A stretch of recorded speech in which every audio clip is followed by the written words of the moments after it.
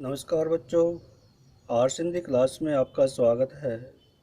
आज हम कक्षा 12वीं की हिंदी पाठ्य पुस्तक आरोह भाग 2 में संकलित कवि रवि रघुवीर सहाय की कविता कैमरे में बंद अपाहिज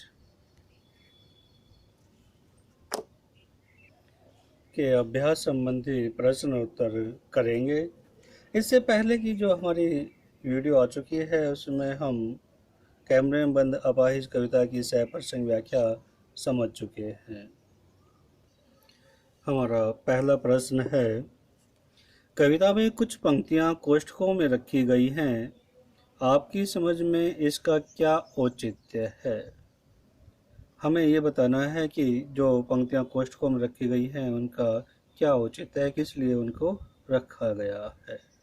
बच्चों, हम कविता को देखते हैं तो उसमें कई जगह कोष्ठकों में बातें लिखी हुई हैं, जैसे कैमरा दिखाओ इसे बड़ा बड़ा, या फिर हम खुद इशारे से बताएंगे कि क्या ऐसा, या फिर आगे है कि वह अवसर खो देंगे।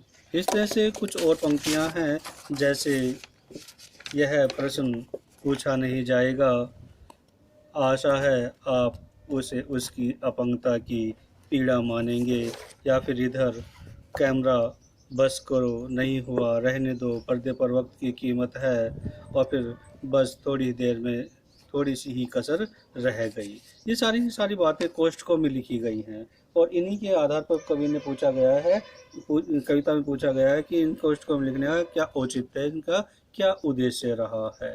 तो हम यहाँ कह सकते हैं कि नई कविता में छंद को बंधन मुक्त होते ही हमने देखा कि इसके साथ साथ उसमें कई तरह की नई बातें कवियों ने शामिल करनी शुरू कर दी है।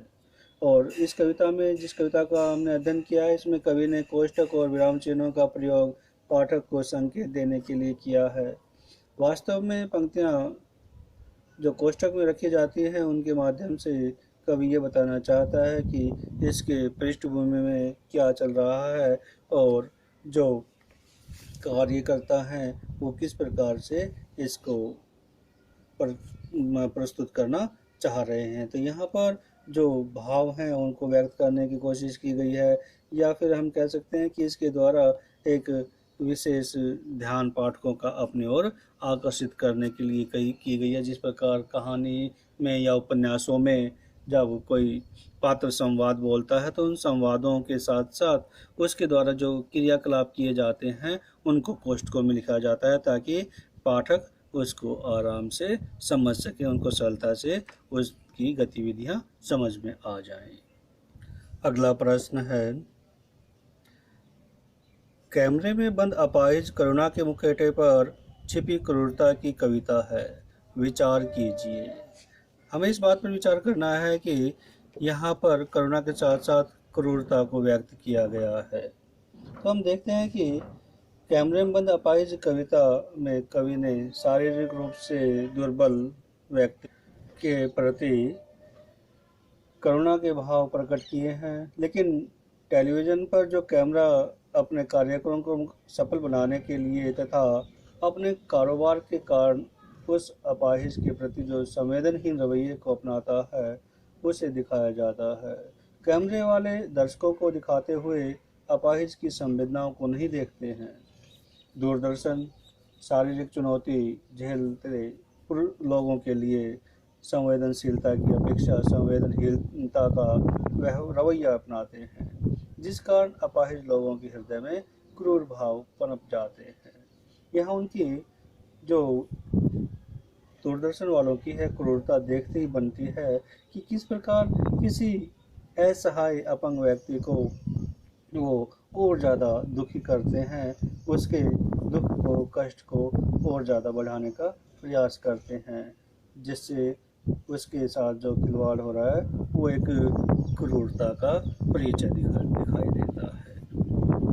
हमारा अगला प्रश्न आता है इसमें, हम समर्थ शक्तिवान और हम एक दुर्बल को लाएंगे पंक्ति के माध्यम से कवि ने क्या व्यंग किया है। यहाँ कौन सा व्यंग किया गया है कि एक तरफ तो कह रहे हैं कि हम समर्थ शक्तिवान हैं और दूसरी तरफ जब समर्थ शक्तिवान है उसके बाद भी वो क्या कर रहे हैं कि हम एक दुर्बल को लाएंगे, एक दुर्बल व्यक्ति को लेकर आएंगे। तो यहाँ पर जो व्यंग निहित है वो हमें बताना है। हम समर्थ शक्तिवान का जो अर्थ है वो ये है कि हम सब कुछ कर सकते हैं, कुछ भी हमारे लिए मुश्किल नहीं है, हम हर कार्य को करने में सक्षम हैं। कवि इस बात पर व्यंग कर रहा है कि जिनके पास शक्ति है वे शक्ति का प्रयोग, अपने सामर्थ्य का प्रयोग जो है वो दुर्बल, असहाय और अपाहिजों को सताने में कर रहे हैं। वास्तव में हमें अपनी जो सामर्थ्य है, हमारी जो क्षमता है उसका प्रयोग ऐसे परेशान और दुखी लोगों की सेवा के लिए करना चाहिए, न कि उनको परेशान करने के लिए करना चाहिए। दुर्बलों को लाने का काम तो कोई भी कर सकता है। समर्थ और शक्तिवान तो वे हैं जो जो दुर्बल व्यक्ति हैं उनकी सेवा करें और उनके सेवा का जो प्रचार प्रसार है उसकी करने की इच्छा न रखते हों। कैवनी का अभिप्राय ये है कि यहाँ पर जो समर्थ शक्तिवान व्यक्ति है वो असहायों की, दुर्बलों की, कमजोरों की सहायता करने के लिए होने चाहिए, न कि उनकी भावनाओं को ठेस पहुंचाने वाले होने चाहिए। अगला प्रश्न हमारा इसमें बनता है, यदि शारीरिक रूप से चुनौती का सामना कर रहे व्यक्ति और दर्शक दोनों एक साथ रोने लगेंगे तो उससे प्रश्नकर्ता का कौन सा उद्देश्य पूरा होगा। यहाँ में जो कार्यक्रम को प्रस्तुत करने वाला है उसका जो मुख्य उद्देश्य है वो बताना है कि कौन सा उद्देश्य है। यदि जो वहाँ पर बैठा व्यक्ति है जो अपाहिज है वो और देखने वाले दोनों एक साथ रोने लगेंगे, तो यहाँ हम कह सकते हैं कि यदि ऐसा होता है तो उनका जो कार्यक्रम है वो सफल हो जाता है। वो अपने कार्यक्रम को सफल करने के लिए शारीरिक रूप से चुनौती का सामना करने वाले व्यक्ति और दर्शक दोनों को एक साथ रुला लेंगे। तो उनका उद्देश्य यही होता है कि किसी भी तरह से वो अपने कार्यक्रम को सफल बनाएं और लोगों में एक विशेष प्रकार की जिज्ञासा को उत्पन्न करें।